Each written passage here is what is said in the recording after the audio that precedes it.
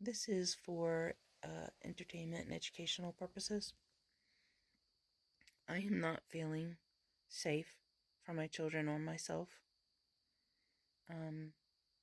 My ex-husband, the children's father, reached out to our oldest, who is 18 and going to college, and he violated the protection order. He used to have third-party contact through counselors. He's supposed to give up the information of his counselor to the children's counselor. They discuss everything, find a family council they agree on. The family council gets all information and decides what's best for the children. And he has not done that. He's avoided it. There is a letter from CPS that substantiates that he did abuse the children to the highest severity, and that it's my responsibility to keep the children safe and away from him unless the court ordered otherwise, and they have not. There is a time when him and his attorney had a trial, which he and his girlfriend were late for, and he came in a ripped uniform to a job he was no longer at, and they wanted to modify so the guardian ad litem could be alone with him. And by the time our oldest was testifying in chambers with the judge and the guardian ad litem, he was denied to see the children alone again. The guardian ad litem was denied to finish her report. And the trial for the original protection order, the judge caught him lying multiple times about abusing us.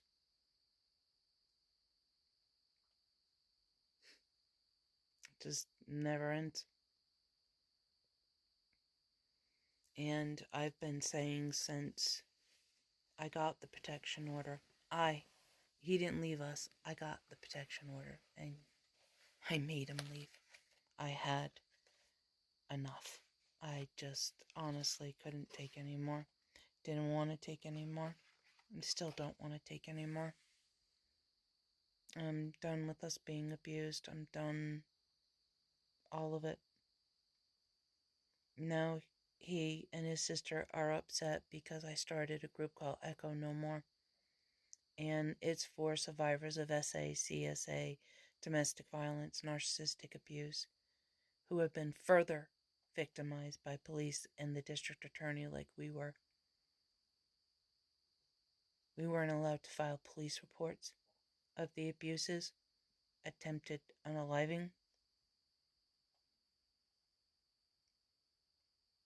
We were not allowed to call for help because we were denied. The chief of police said he wasn't sending an officer because he didn't hit me yet. Children heard him say it, and so did my ex. And that put us in further danger. So no, we don't feel safe. We don't feel safe with my ex-husband or law enforcement. We don't. No, friend requested her. This is him.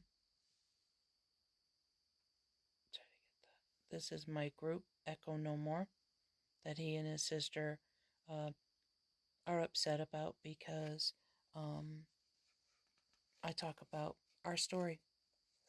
Too bad.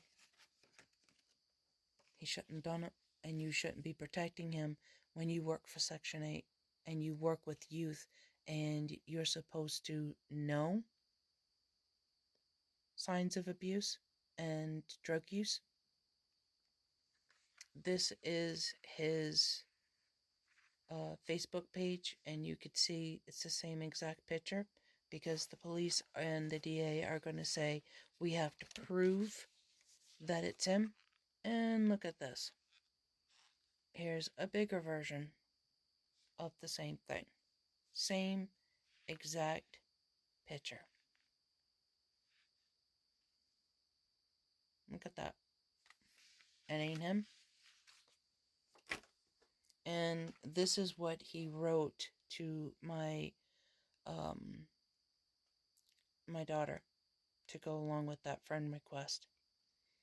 And it's very chilling and concerning. In the beginning, it's supposed to say so, but it says no. It's so fucked. You're not doing anything with your wife, your ex-wife, whatever. That's another person speaking on the voice to text, because he uses voice to text because he doesn't read and write very well. Then it goes on because he did this in the morning at 7 a.m. Good morning, it was me. I tried. I don't know how to word this, but can we talk? Just you and me in any way you choose. But can we please just talk? This is badass, and please just know that I never stop loving you guys, and I love you more than anything in the world. You guys are my world, and you always have been my world. I'm sorry, voice to text screwed that first message all up. It's supposed to say, can we talk?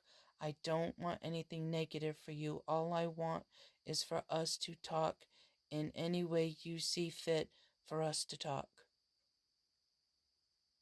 That's a clear-cut violation of the protection order. Clear-cut. To be alone with her, and Officer Hill of the Dover Foxcroft Police said, oh, he's just being a loving dad reaching out to you. He changed. If he changed, he would have done it the right way 7 months ago. If he changed, he wouldn't be constantly false reporting his love for them and has not done the responsible adult thing yet. No accountability. Instead blames me that I'm brainwashing the children to say all these things when time and time again they have been consistent in the multiple, at least a dozen times to different professionals, their testimony. And each time for 3 years remained consistent, and it's not enough for the police and the DA. Sperwink reports, CPS letter, judge in chambers, 5-page police report that took us 1.5 years to fight for, all consistent. And it's not enough to charge him.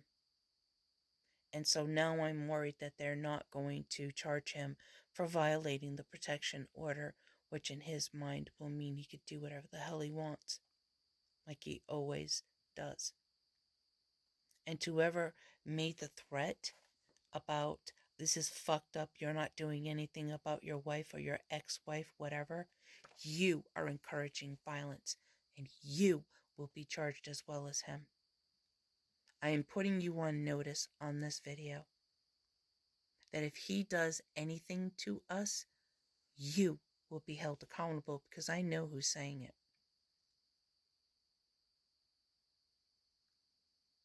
If you don't like your brother or me telling the truth about what your brother did to us, then I guess he shouldn't have created the story. Because we are telling the truth. He did do it.